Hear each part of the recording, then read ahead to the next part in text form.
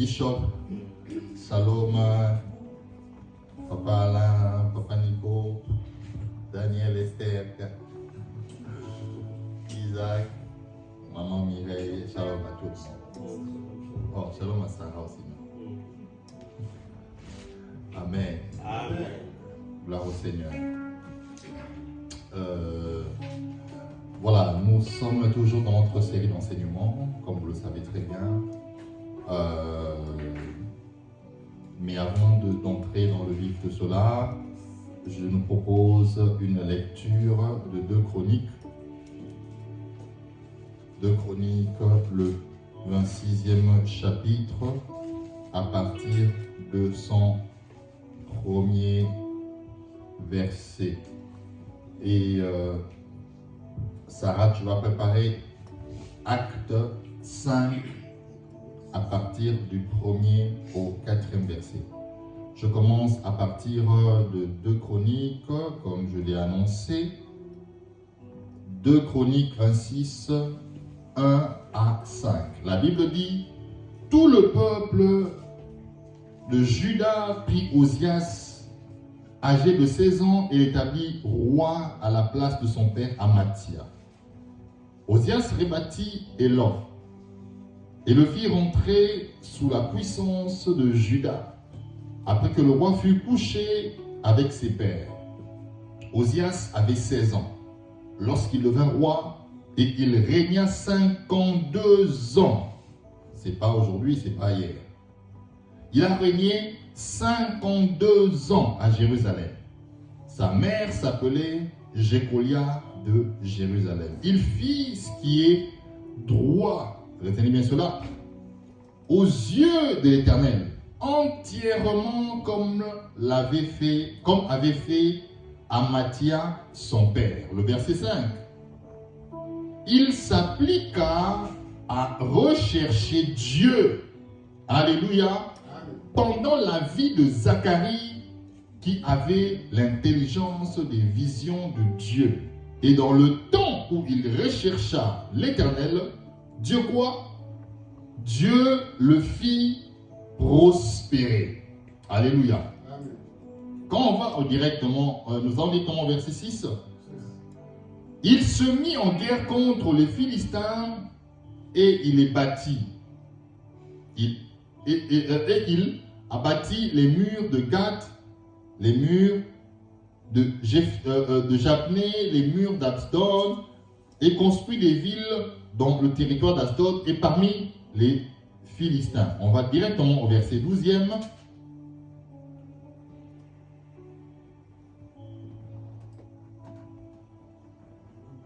Le nombre total de chefs des maisons paternelles des vaillants guerriers était de 2600.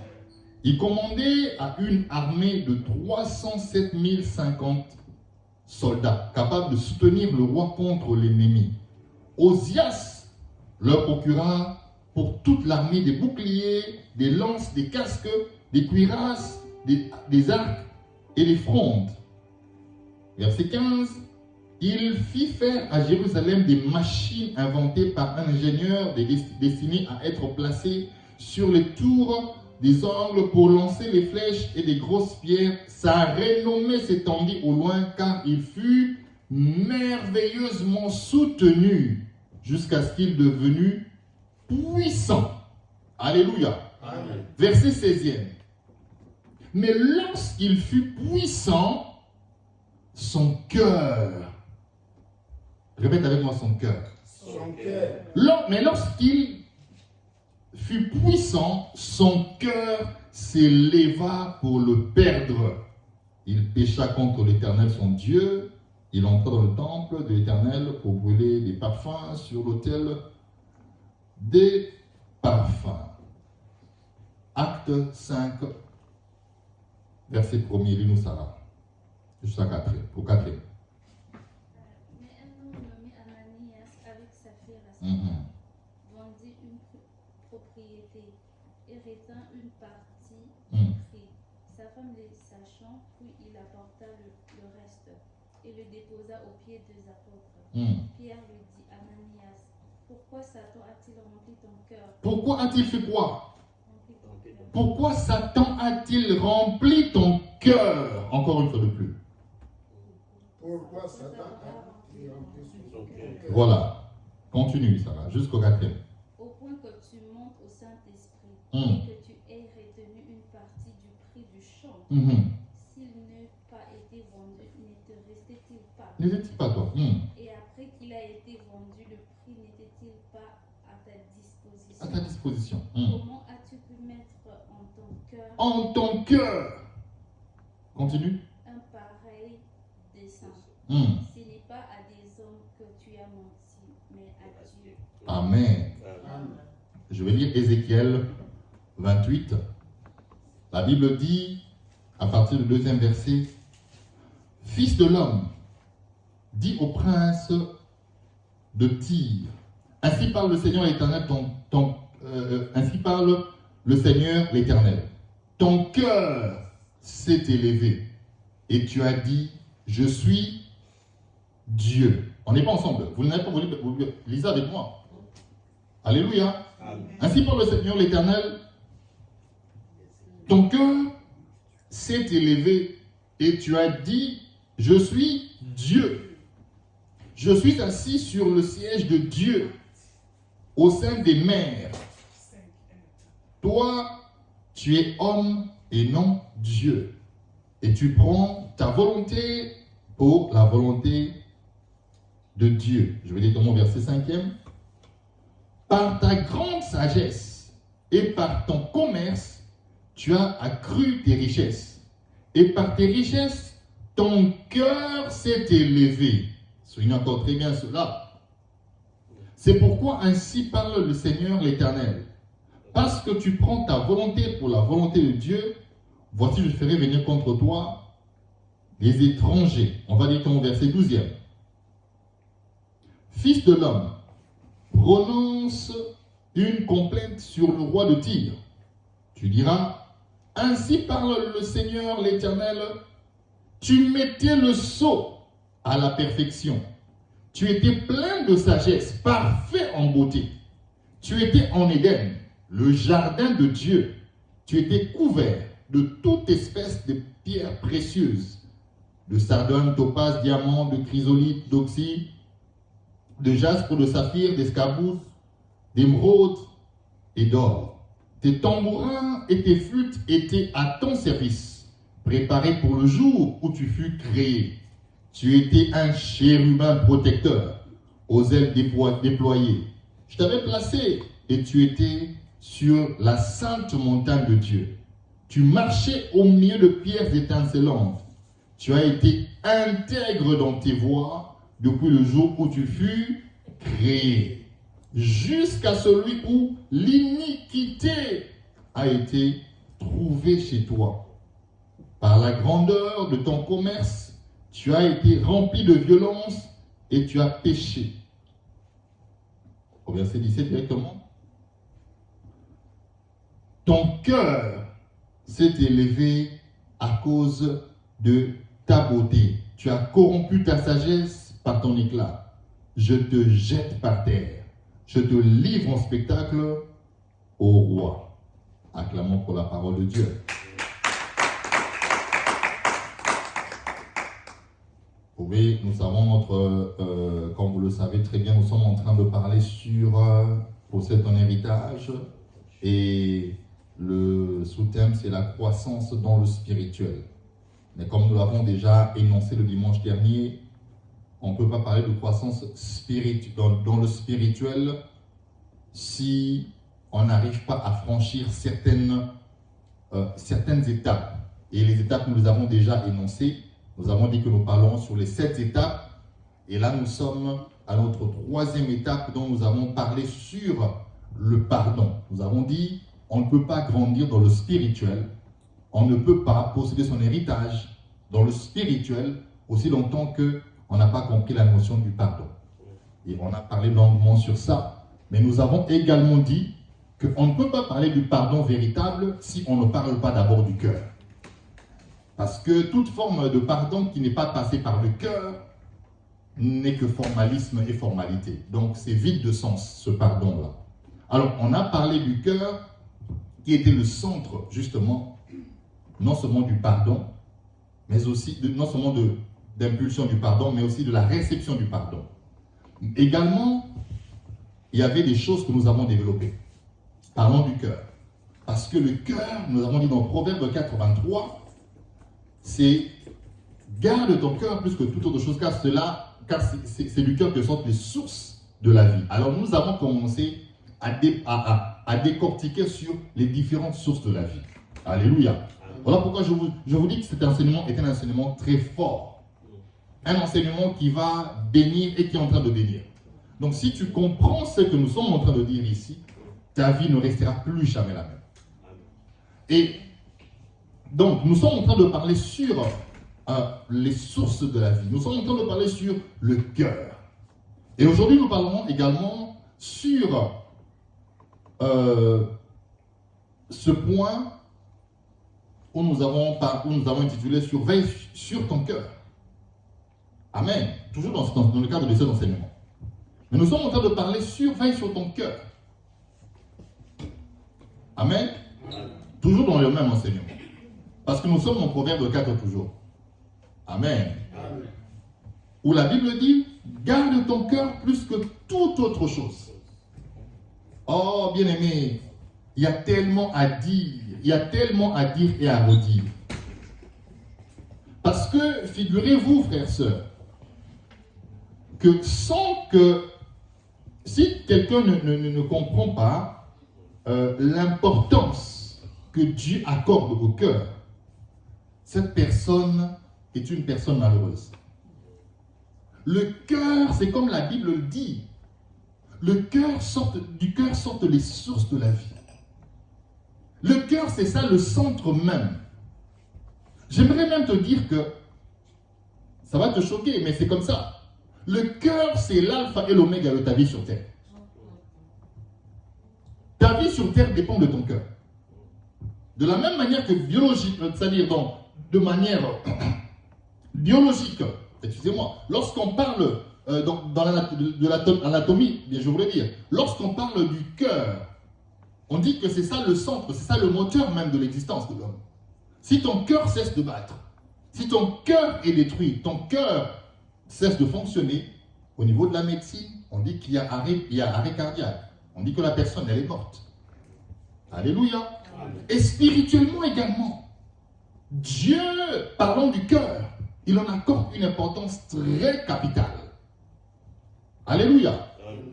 Et la bonne croissance dans le spirituel compose toujours avec l'état du cœur. On ne peut pas grandir dans le spirituel quand son cœur n'est pas en bon état. Voilà pourquoi il est écrit « Heureux ceux qui ont le cœur pur, car ils verront Dieu ». Là, c'est dans Matthieu, on a vu ça le dimanche dernier. Donc, pour voir Dieu, c'est d'abord le cœur, c'est pas autre chose. Heureux ceux qui ont le cœur pur. La conséquence, c'est quoi? Ils verront Dieu. Et ici, quand on parle du cœur pur, on ne parle pas d'un cœur, on ne parle pas d'un cœur sans défaut. Non, c'est pas ça. C'est pas d'un cœur qui ne commet pas d'erreur. Non, c'est pas ça. Mais c'est un cœur qui est prédisposé à faire du bien. C'est un cœur qui se met en condition de toujours honorer Dieu. Comme un homme comme David. Un meurtrier comme David, Dieu l'appelait l'homme selon mon cœur. C'est une contradiction. Est-ce que Dieu est un meurtrier? Est-ce que Dieu pourrait-il faire du mal? Non. Mais qu'est-ce qui faisait que le cœur de David était assimilé au cœur de Dieu? C'est par la prédisposition de ce cœur. Quand Dieu regardait l'attitude du cœur de David, Dieu voyait en David, il était un homme vrai. Il n'était pas hypocrite. Il n'était pas faux. Ce qu'il disait de sa bouche, c'est ce qu'il pensait dans son cœur. Et c'est ça, mon frère, ma soeur, le lieu où tu dois amener ton cœur. La vie dépend de ton cœur. Ton lendemain dépend de ton cœur. Il y a des personnes qui se battent aujourd'hui pour des choses et des choses qu'ils n'arrivent pas à atteindre. Le problème, ce n'est pas la prière. Le problème, ce n'est pas que tu n'as pas encore suffisamment parlé de ça à Dieu. Le problème, c'est que ton cœur ne te permet pas d'atteindre ça. Donc, comprends ce soir, frères et sœurs, que Dieu veille sur ce. C'est-à-dire, c'est un élément capital pour que Dieu te fasse accéder dans certaines dimensions spirituelles. Si ton cœur n'est pas capable de supporter ou de recevoir la dimension que Dieu veut t'amener, c'est ton cœur qui va te perdre. Alors Dieu n'aime pas faire des pertes. Dieu n'aime pas faire des pertes. Tout ce que Dieu fait, c'est pour un but. Quand Dieu fait quelque chose, il s'attend à un résultat. Alléluia. Et nous avons dit, le cœur pur, c'est un cœur qui n'est pas mélangé. C'est un cœur qui est disposé pour Dieu et Dieu seul. Même quand la personne est faible, mais elle sait que je n'ai que Dieu. Même quand elle est en train de faire quelque chose dont elle sait que c'est mal, mais elle sait que dans mon cœur, je sais que Dieu n'est pas content. Mais il y a des personnes qui ont le cœur totalement, c'est-à-dire la conscience, comme on dit, la conscience émoussée. C'est-à-dire leur conscience ne leur reproche plus de rien. Elles sont en train de faire le mal, mais elles se trompent à elles-mêmes. Non, tu vas tromper tout le monde, mais tu ne tromperas pas ton cœur à toi. Sois un homme comme David.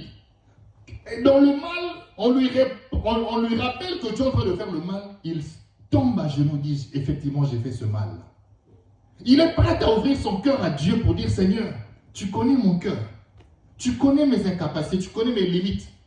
Je ne te cache rien, je ne te demande rien. Ce que je suis en secret, c'est ce que je suis devant toi. Mais tu parais devant les hommes, mais en secret, tu es autre chose. Tu es en train de compromettre ton cœur. Et ça t'empêche de voir quelque chose de glorieux et de grand arriver. Je parle à quelqu'un? La croissance dans le spirituel commence d'abord par le cœur. Dieu agrée d'abord le cœur avant de pouvoir changer, améliorer ou transformer autre chose. Alléluia. Par le cœur, on occasionne la montée dans le spirituel. Mais si le cœur est cet élément qui nous permet de monter dans le spirituel pour voir Dieu, sache-le très bien également que c'est toujours par le cœur que l'inverse peut se produire. Par un mauvais cœur ou par un cœur qui, voilà, comme je le disais, un cœur qui n'est pas prêt à obéir à Dieu ou à se soumettre à Dieu peut produire l'effet inverse. Un mauvais cœur peut t'amener à la descente, à la déchéance et même à la perte de ta vie sur terre. Donc je disais, si le cœur peut occasionner ta montée dans le spirituel, sache-le bien qu'il peut aussi te produire l'effet inverse. Le cœur peut devenir une source de grand blocage, de freinage dans la destinée de quelqu'un. Le cœur. Voilà pourquoi, parlons de Osias que nous avons lu ici.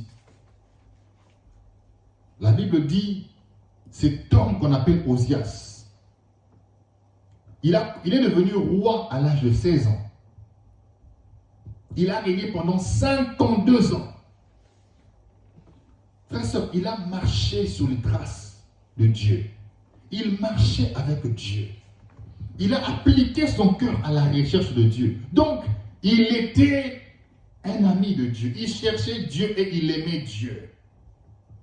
La Bible dit, sa renommée commençait à dépasser les frontières. Sa renommée a commencé à atteindre des coins et des recoins de la terre où lui-même n'était même pas encore arrivé. Mais sa renommée était déjà arrivée. Frère et sœur, Dieu est capable d'élever quelqu'un. À un niveau que, lorsqu'on parle de toi, les gens respirent la crainte ou respirent le respect. Dieu est capable de le faire. Il a pris Osias, qui avait 16 ans, devenu roi. Il a régné pendant 52 ans. Pourquoi? Parce qu'il avait appliqué son cœur à la recherche de Dieu. Et la conséquence, c'est que Dieu l'a l'a puissamment, merveilleusement soutenu. Et la Bible dit, lorsque Dieu l'a rendu puissant, son cœur s'éleva pour le perdre. Ce n'est pas autre chose. Ce n'est pas sa tête. Ce n'est pas ses habitudes. Non. Son cœur, son propre cœur s'est élevé pour le perdre. Frère, sœur, ne fais pas confiance à ton cœur. Ton cœur peut te jouer des tours. Confie-toi à l'Éternel. Attache-toi à Dieu. Et ne fais pas confiance à ton cœur. Ton cœur peut te révéler des choses. N'avez-vous pas vu des personnes qui étaient normales quand ils n'avaient rien? À peine tu commences à avoir, tu perds. Ça veut dire que tu ne te retrouves plus. Toi-même, tu ne te reconnais plus. Tu te poses des questions. Mais qu'est-ce que je suis en train de faire? Tu n'arrives pas à te maîtriser. Comme on dit, l'ivresse du lait. Les laits rentrent ivres. Hein? Je vais vous le dire en lingala. Alléluia. Amen. Quelqu'un il a bu son lait et puis il est devenu ivre. Frère, sœur, ton cœur peut te jouer des tours. Non, mon cœur ne me trompe pas. Tu te trompes, frère. Tu te trompes, ma sœur.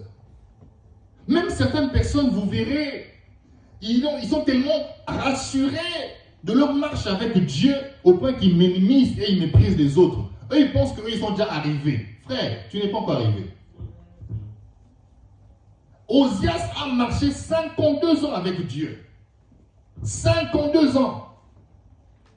Il y avait des choses qu'il n'avait pas encore expérimentées. Voilà pourquoi aujourd'hui, même nous qui prêchons la parole, même certains aînés ou certaines personnes qui sont plus avancées, il y a des fois quand vous écoutez, vous priez simplement pour eux, vous dites Seigneur, garde. Parce que, à un moment donné, on a comme des postures de certaines personnes qui pensent être déjà arrivées. Ils pensent que lui, il a atteint un niveau où les autres ne sont même pas là. Ils ne voient même pas qu'en fait, la position qu'il occupe, qu'il commence à présenter, c'est comme si les autres ne valent peut-être rien du tout, mais lui est vice-Dieu. Donc après Dieu, c'est lui. Et il ne sait pas qu'il y a eu des hommes comme des Osias. Il a marché 52 ans avec Dieu. Et à la 52e année, son cœur s'est élevé pour le perdre. Qu'est-ce qui s'est passé? En fait, Osias ne comprenait plus que l'ennemi redoutable n'était plus extérieur, mais était devenu intérieur. Je parle à quelqu'un. Amen. Quand tu montes avec Dieu, quand Dieu commence à t'élever, l'ennemi le plus redoutable à craindre, ce n'est pas l'extérieur, c'est l'intérieur. Parce que il y a des choses que tu ne connais pas encore de toi qui ne sont pas sorties parce que tu es ce que tu es. Il y a des degrés et des degrés dans la vie. D'autres personnes, très vite, on découvre leurs erreurs, on découvre leurs faiblesses, on découvre leurs ratés, leurs tares. Mais pour d'autres personnes, ils doivent atteindre un certain niveau d'élévation. Et là, vous commencez à constater que mais on pensait que cette personne était humble. En fait, il a toujours été. Mais est-ce qu'il a toujours été orgueilleux ou elle est devenue orgueilleuse? L'élévation. Dieu commence à t'élever et ton cœur s'élève aussi. Alors, il faut être prudent. Il faut prier et veiller sur son cœur. Garde ton cœur plus que toute autre chose. Proverbe 4, 23 dit, car c'est du cœur que sortent les sources de la vie. Garde ton cœur. Ne pense pas que tu es à l'abri, que toi tu es... Non, moi ça ne peut pas m'arriver, moi je suis... Frère, sœur, sois prudent, c'est-à-dire sois humble. Ne te dis pas que moi ces choses ne peuvent pas m'arriver. Attention, tu seras surpris. Il était dans l'environnement de Dieu. La Bible l'appelle l'astre brillant, fils de l'aurore. On a lu ça dans Ézéchiel 28. Il marchait au-dessus de pierres étincelantes. En fait, c'est de Lucifer qu'il s'agit. Et il était dans la sainte montagne. C'est-à-dire, dans la présence de Dieu. Lucifer mettait le sceau à la perfection. C'était un chantre. C'était un chérubin.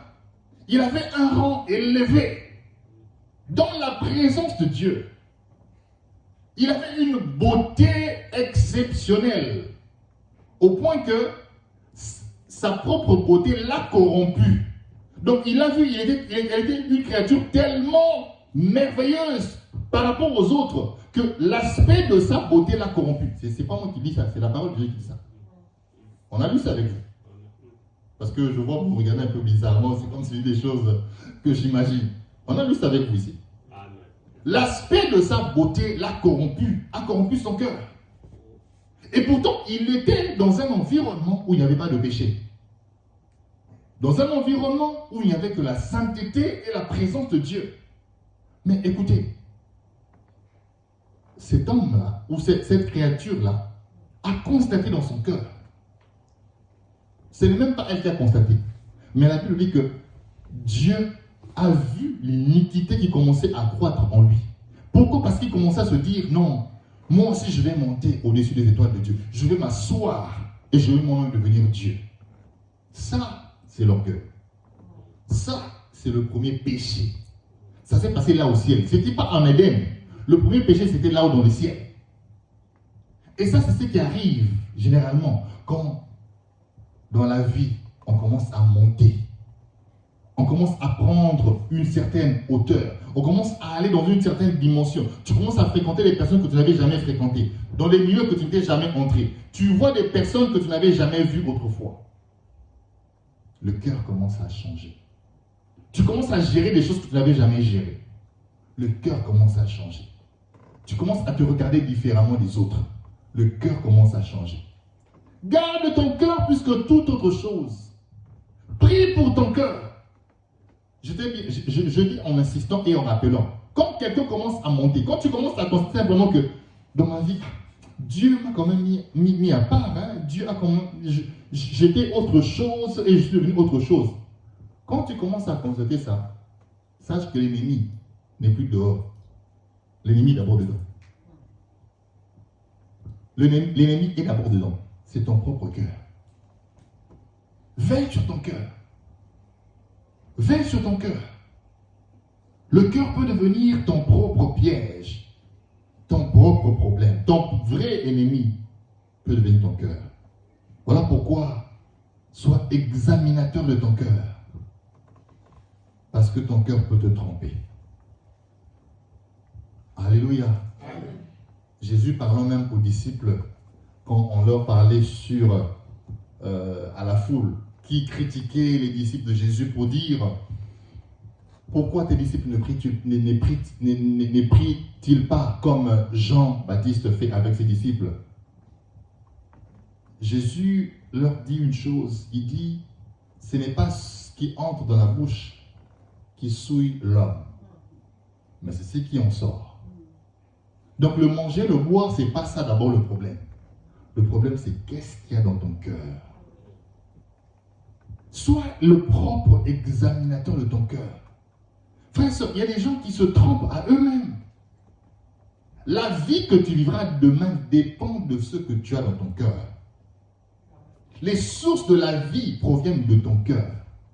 Il y a des choses que tu pouvais déjà avoir, mais quand ton cœur n'est pas prêt à vivre ou à recevoir ce que Dieu veut te donner, tu ne pourras pas arriver à ça. Je disais que l'élévation, la grandeur dans le spirituel dépend d'abord du cœur. On a lu avec vous ici que c'est le cœur pur qui verra Dieu. Donc on va même dans Hébreu 12, le verset 14. La Bible dit ceci: recherchez la paix avec tous et la sanctification, sans laquelle personne ne verra le Seigneur ou Dieu. Veillez à ce que personne ne se prive de la grâce de Dieu, à ce qu'aucune racine d'amertume poussant de rejetant ne produise du trouble. Alléluia. Amen. Parce que le cœur, frère et sœur, doit être protégé. Protège ton cœur. Veille sur ton cœur. La nature la plus naturelle du cœur, c'est d'abord la paix. Je ne veux pas d'autre chose, mais je rentre quand même dans ça déjà. La nature naturelle, c'est mon expression, du cœur, c'est d'abord la paix. La paix doit être recherchée à tout prix. Tu dois rechercher la paix dans ton cœur. Déjà, de manière simple, quand Jésus entre dans le cœur, tu reçois la paix. Ça, c'est clair. Mais cette paix-là, elle se conserve en Dieu. Mais ça ne veut pas dire que tu ne vivras pas de trouble. Être enfant de Dieu ne t'exempte pas du combat. Être enfant de Dieu ne veut pas dire que tu ne vivras pas des temps difficiles ou des moments d'opposition. Tu vivras ces choses. Parce que le diable sait que les sources de la vie proviennent du cœur. Alors il viendra pour détruire ce qui est la fondation ou ce qui est fondamental dans ton cœur. C'est la paix. Je parle à quelqu'un. La chose la plus valeureuse que tu dois garder dans ton cœur, c'est la paix. Voilà pourquoi Jésus dit toujours aux disciples que votre cœur ne se trouble pas. Croyez en Dieu, croyez en moi. Il leur interdisait d'être troublés dans les moments où il y avait des tempêtes. Parce que la paix, c'est la nature la plus appropriée du cœur pour vivre un miracle. Ou pour vivre, c'est-à-dire pour attirer, pour être en harmonie avec Dieu. Tu dois garder la paix dans ton cœur. Recherche la paix et la sanctification sans laquelle nul ne verra le Seigneur. Donc pour voir Dieu, la paix doit être dans ton cœur. Si tu veux vivre le miracle, veille d'abord sur ton cœur. Examine ton cœur. Est-ce que la paix est dans mon cœur? Vous savez, il y a des personnes qui facilement oublient certaines vérités. L'homme restera toujours ce qu'il est. Dieu dit dans sa parole que par-dessus tout le cœur de l'homme est mauvais. Sache-le très bien que les hommes te feront toujours du mal. Pas tous, mais tu en rencontreras plusieurs qui te feront des choses et des choses pour toucher ton cœur. Parce que la chose la plus importante dans la vie d'un homme, c'est son cœur. Et Dieu le sait. Le diable également le sait. Alors, frères et sœurs, il est important de savoir protéger son cœur. Protège ton cœur de plusieurs sortes. C'est-à-dire, fais de ton mieux pour protéger ton cœur. Proverbe 4 dit de garder ton cœur plus que toute autre chose. Plus que toute autre chose. Ce n'est pas d'abord de garder ton travail plus que toute autre chose. Parce que tu peux perdre un travail. Mais quand ton cœur est en train de propulser la vie, l'énergie de la vie, tu auras plusieurs travails qui vont venir. Amen. Mais quand ton cœur est affecté, tu perds tout. Parce que le cœur fait sortir les sources. Frère, il y a des hommes que tu vas rencontrer sur la terre. Il y a des personnes qui sont des personnes, j'ai voulu dire Dracula, d'énergie. C'est des personnes suceurs d'énergie ou des personnes suceuses d'énergie vitale. Vous en rencontrerez. Des personnes qui sont là, quand tu es en face de ces personnes-là, tu sens que la paix n'est pas là. Tu sens que ton cœur devient troublé. Quand cette personne-là entre en contact avec toi, tu n'as plus de paix.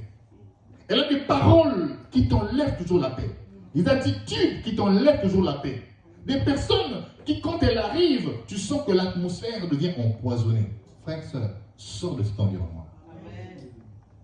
N'accepte jamais de vivre dans ces genres d'environnement. Parce que le cœur n'aime pas ces genres de choses. Dieu a créé le cœur pour être attaché à la paix. Parce que les sources de la vie ne peuvent pas marcher ensemble avec toute forme de contradiction, c'est-à-dire ces genres de choses, des querelles, des déchirements, Non, le cœur n'aime pas ça. Le cœur n'aime pas ça. Et si tu veux voir ta vie avancer, veille sur cet élément-là. Veille sur certaines personnes. Des personnes qui ne sont là que pour te montrer que tu ne vaux rien. Non, quelqu'un qui ne connaît pas ta valeur, il ne te mérite pas non plus. Oh, je le répète en disant. Quelqu'un qui ne reconnaît pas ta valeur ne te mérite pas non plus. Tu n'es pas une poubelle. Quelqu'un va te traiter de somehow, comme il veut, comme il entend, comme il veut. Non. Non. Tu as du prix aux yeux de Dieu. Puisque tu as du prix aux yeux de Dieu, comment les hommes vont te mépriser? Si le Créateur lui-même m'a donné de la valeur, comment toi, humain, tu vas me mépriser? Non, je n'accepterai pas ça. Alléluia. Amen. Je me détournerai de toi. Parce que je veux simplement protéger mon cœur. Alléluia. Amen. Si tu veux devenir une poubelle, libre à toi. Mais je te dis, tu vas compromettre ta vie, ta destinée. Tu vas retarder ton parcours. Ou mieux encore, tu vas empêcher à ta vie de vivre certains résultats que tu aurais dû vivre il y a longtemps. Parce que l'environnement que tu vis détermine ce que tu deviendras demain. Le miracle que tu vas produire demain dépend de la température et l'attitude de ton cœur que tu as maintenant. Alors il faut veiller sur ça. Mais il y a des personnes qui seront utilisées ou utilisables par le diable pour toujours bousculer, mettre le trouble dans ton cœur pour que tu connaisses du retard dans le processus de ton accomplissement, dans le processus de ta croissance dans le spirituel. Et ton héritage pose problème. Je parle à quelqu'un. Amen. Si tu comprends ces choses, frère, sœur, tu vas avancer très rapidement. Amen. Que ton cœur porte, c'est-à-dire fait porter, c'est-à-dire comme, je ne sais pas si je peux te dire, un mur fortifié au niveau de ton cœur. Ne permets pas à qui que ce soit d'accéder à ce cœur et de faire du mal à ton cœur. Il s'agit de toi. Garde ton cœur. C'est de ta responsabilité. Parce qu'il y a des personnes qui vivent, mais avec l'amertume dans le cœur. Oh frère, ce cœur ne produira pas grand-chose. Tu vas subir la vie. Tu vas subir, frère, sœur, tu vas aller au ciel parce que tu as reçu Jésus. Mais sur la terre, tu seras très malheureux et malheureuse. Parce que les sources de la vie sur la terre dépendent de ton cœur. Dieu te veut être prospère. Il te veut être béni. Il te veut être celui qui produit. Depuis Éden, la pensée de Dieu était que l'homme devait produire. Il a dit multiplier, fructifier. Ça, c'est Dieu qui a dit à l'homme.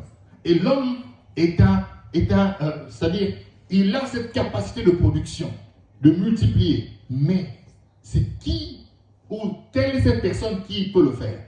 C'est celle qui a son cœur gardé. Parce que les sources de la vie, c'est ça qui multiplie. Il y a des choses qui sont en toi qui sortent, qui doivent sortir. Mais ça dépend du cœur. Ça dépend de ton cœur. Veille sur ton cœur. Refuse les déceptions. Ça arrivera. Mais va au-dessus de ça. Amen. Refuse de vivre, d'être esclave de tes émotions. Refuse. Tu ne seras pas une machine. Tu ne deviendras jamais un robot. Mais il est possible d'aller au-delà de toutes ces émotions. Des trahisons pour en aller dans le dos. Des déceptions. Tu en vivras, tu en rencontreras. Mais va toujours au-delà de ça. Et ce qu'il ne faut surtout pas faire, c'est de garder ces personnes dans ton cœur. Quand tu gardes ces personnes dans ton cœur, c'est que tu t'es bloqué toi-même. C'est-à-dire, quand tu vas au-delà de ça, au-dessus de ça, tu libères effectivement la personne. Tu ne gardes pas la rancœur, la colère. Quand tu libères cette personne, parce que le temps est court sur la terre. Il y a des victoires à remporter. Il y a des batailles à remporter. Mais des batailles que tu vas remporter dépendant de comment ton cœur se comporte. Avez-vous déjà vu quelqu'un qui est malade, qui a des problèmes de cœur, allongé dans son lit d'hôpital, il va les combattre. Il va les conquérir. Il va les concourir. Comment? Même s'il est un très grand athlète, il va courir comment? Parce que son cœur a déjà connu des défaillances ou des problèmes. Il doit être convalescent. Et c'est comme ça qu'il faut comprendre ça, frères et sœurs. Il y a des personnes qui vivent, mais en fait, ils sont en train de se battre avec beaucoup de champs de bataille, confrontés à plusieurs fronts de bataille, je voulais dire, mais avec un cœur en état de convalescence. Tu ne remporteras jamais de bataille. Mais ton cœur doit être l'élément déclencheur, car c'est du cœur que sortent les sources de la vie. Osias, son cœur s'est élevé pour le perdre. Ananias et Saphira, frères, sœurs. La Bible dit, parlant de Pierre qui parlait à Ananias, comment le diable a-t-il pu remplir ton cœur au niveau que tu viennes mentir au Saint-Esprit? Il dit, l'argent que tu avais avant, le champ que tu avais était à toi. Donc si tu avais vendu et que tu aurais gardé tout l'argent avec toi, ça t'aurait même épargné la mort.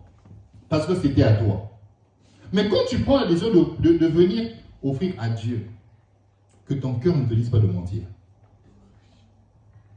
Alléluia. Parce que on ne ment pas Dieu. Les hommes, on peut les mentir. Mais Dieu, on ne le ment pas. Donc que le diable ne vienne pas. Quand le diable veut, si le diable veut te détruire, il va d'abord détruire ton cœur. Il te donnera des mauvaises pensées qui vont loger ton cœur. Il a voulu détruire Saphira. Il est passé simplement par son cœur. Alléluia. Amen. Garde ton cœur, frère, sœur. Que ton cœur soit un cœur pur. Garde de l'hypocrisie, de la duplicité, c'est-à-dire quelqu'un qui a double visage. Tu te fais du mal à toi-même. Parce que ce que toi, tu ne vois pas, ce que le monde spirituel et le monde est un monde ouvert. La Bible dit, nous sommes entourés d'une grande multitude de nuées de témoins. Il y a des personnes que toi, tu ne vois pas. Mais eux te voient. Alléluia. Amen. Ce que tu es en train de dire en secret et ce que tu dis en public, on va te mettre sur une balance. Peser, compter, diviser. Donc ça va dépendre de ce que tu es en train de... C'est-à-dire, sois vrai. Que ton cœur ne t'accuse pas. Quand tu seras en confrontation devant le monde spirituel, que ton cœur ne t'accuse pas. Pour dire, mais non, on a vu ça en toi. Mais ce que tu dis là, mais c'est pas vrai. On va facilement t'accuser. Figurez-vous que Job était sur la terre, mais le Fils de Dieu, mais le diable est venu devant Dieu. Il est venu dire à Dieu des choses concernant Job. Et Dieu a répondu à Job. Donc il y a des choses qui se passent par moments. Le diable viendra t'accuser. Il ne demandera pas ta permission pour t'accuser. D'ailleurs, on l'appelle l'accusateur. Alléluia. Amen. Et quand il te regarde en secret, il regarde ton cœur. Quand il vient, il entend tes paroles. Qu'il ne voit pas tes contradictions entre toi et ton cœur. Alléluia. Amen. Parce que il y a tellement à dire. Mais j'aimerais te dire qu'il est très capital et important de prier pour son cœur, d'examiner son cœur. Que ton cœur soit, c'est-à-dire, soit toujours à cette... comprends que les grands enjeux de ta vie, c'est ton cœur, ça passe par le cœur. Alléluia.